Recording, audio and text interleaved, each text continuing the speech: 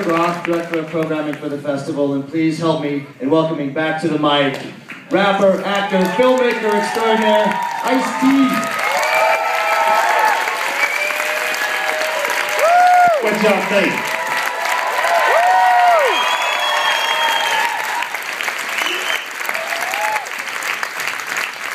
Hey, so what are we doing now? Open up to some questions from the audience. Well, let me get Grandmaster Kaz down here. Where's Grandmaster Kaz? Where's Chuck D at? Chuck still here? Who's Public Enemy #1? We got some more mics? Oh, man. Yo, Public Enemy #1's in the building, people.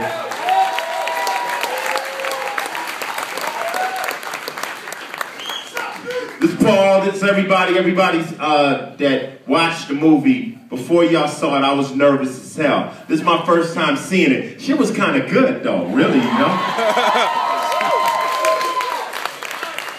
It was good, but I mean, you know, people always asking me, they say, what's your intention?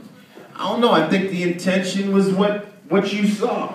I mean, whatever you get out of it, no, that's up to you, you know? But I just wanted to make a movie that, I think first off, hip-hop, I'm held to serious, you know, they looking at me, so they watching. The Ice-T better not make no whack shit, you know? And then other people that may not be familiar or so familiar with the style, and I wanted to do a raw movie. That's why we're here at Sundance, an independent scenario, because I didn't go to the big film companies first and have somebody come in and say, nah, they can't say this. No, we don't like that. That's not correct. That's not politically, hip-hop is not politically correct, all right? Hip-hop is free speech. So, you know, with the help of my friends, we made a film. And, you know, there'll be movies after this, but we did, I think, something special, okay? Question.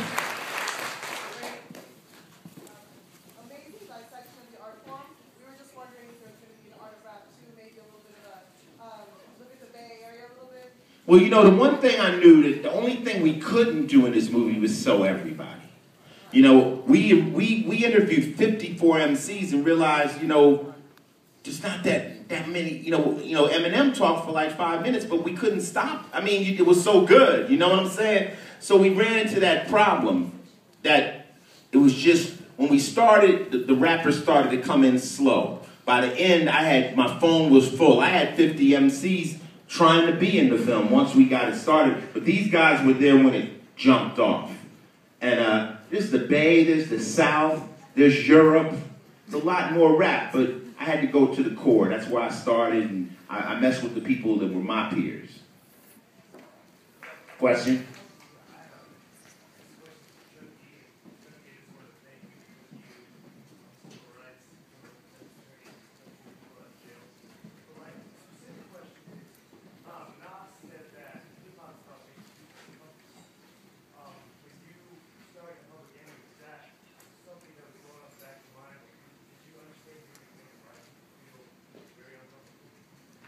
The 80s was R&B. That's Reagan and Bush, so we was already uncomfortable.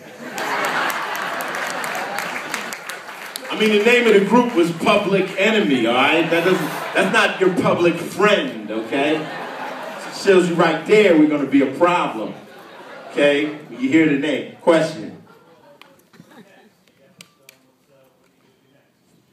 I got to go back and finish Law and Order. I got to go finish that. I mean, next, I don't know. I mean, this is like I jumped out there with this. And the response from this will tell me, should I continue to make film?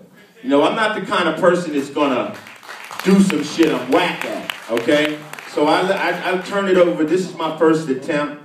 And we'll see how it's received, you know, worldwide or whoever gets to see it. And then I'll make a decision on what I want to do with it. I got some ideas in my head. I want to do some horror flicks and some... But you know, the thing of it is like, anytime you're in this movie and you feel a little uncomfortable, because the rap, maybe they're going a little hard, that's me. That's the shit I like. That's when when Kaz says I hate weed, I'm like, yes, motherfucker, say that shit. So I'm very much edgy, so maybe horror is better for me. I want to cut somebody's fucking head off. Question?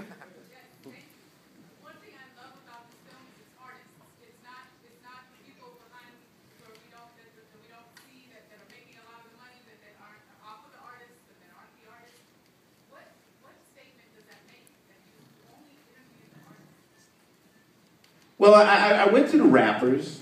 I interviewed 3 DJs. And I interviewed them because I felt those 3 DJs worked with everybody else.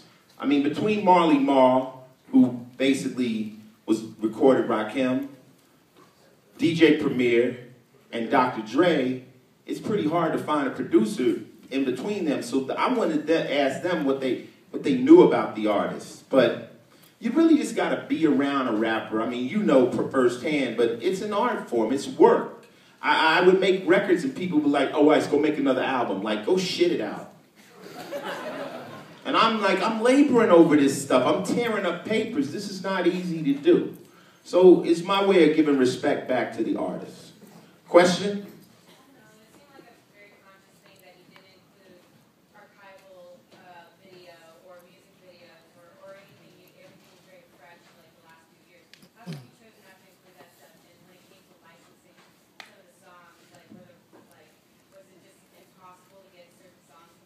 No, absolutely. I mean, as far as the music, no. If you saw the end of it, we licensed a shitload of music.